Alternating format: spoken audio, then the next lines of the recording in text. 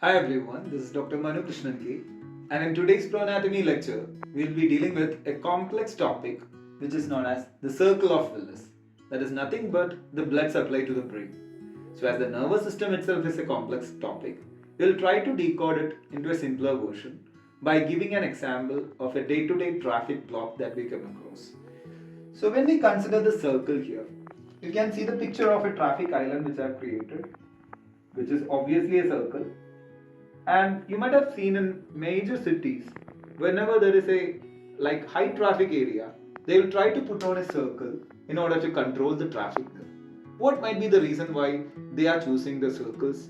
So that these vehicles which are passing through can always keep in a movement, or the momentum can be kept continuing, and they can take another routes to cover up the area without being blocked down in the traffic. So that's the process of having a circle in a traffic island. So the same particular function can be applied when it comes to the blood supply of the brain. As you know, the brain needs a continuous blood supply, right? If anything goes wrong with that, that can affect the functionality of the brain. To prevent that from happening, from the blood supply being interrupted, there is a circular network of arteries which are formed on the base of the brain, especially in the interpeduncular region. And you can see that the circle is formed by a group of arteries. And I'm trying to add up the picture by adding the further branches.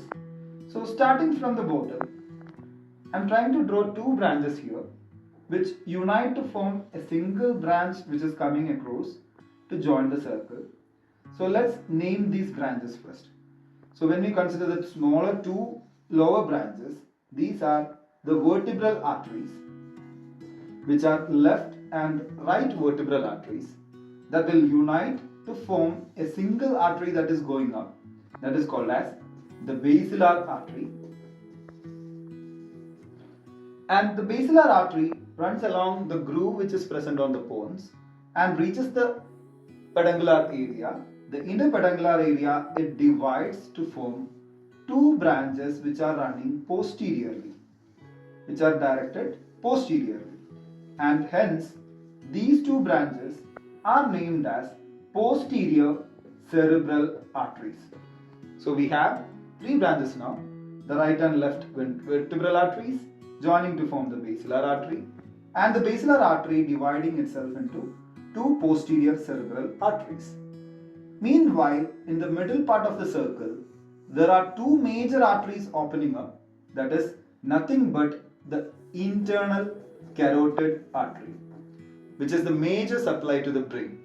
And from this internal carotid artery, there will be a branch which is running in the middle aspect of the brain, that is called as middle cerebral artery. So I'll repeat. Right vertebral artery and left vertebral artery will join together to form the basilar artery. Then we have the posterior cerebral arteries, and I went to the next one, that is the internal carotid artery, which is giving off a branch towards the side, that is the middle cerebral artery. And you can see there is a communication between internal carotid and the posterior cerebral artery. Since they are communicating with each other, it is called as posterior communicating artery. Posterior communicating artery. That will be there on the both sides. Now, the same internal carotid artery will give off a branch which is running anteriorly. There will be branches from either sides. So these two are considered as the anterior cerebral arteries.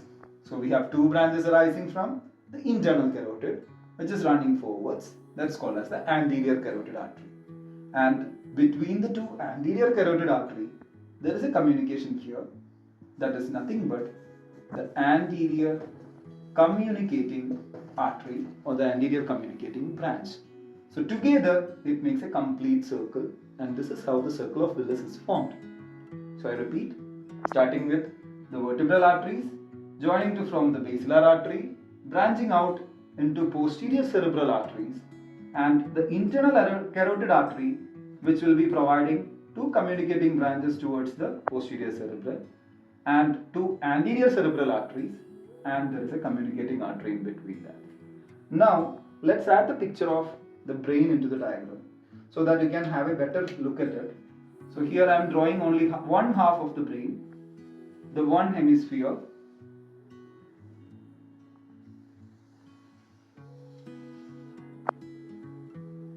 If you consider this as the left hemisphere of the brain, you can see the orbital surface and you can see the temporal lobe, which is represented here, and this is the occipital region.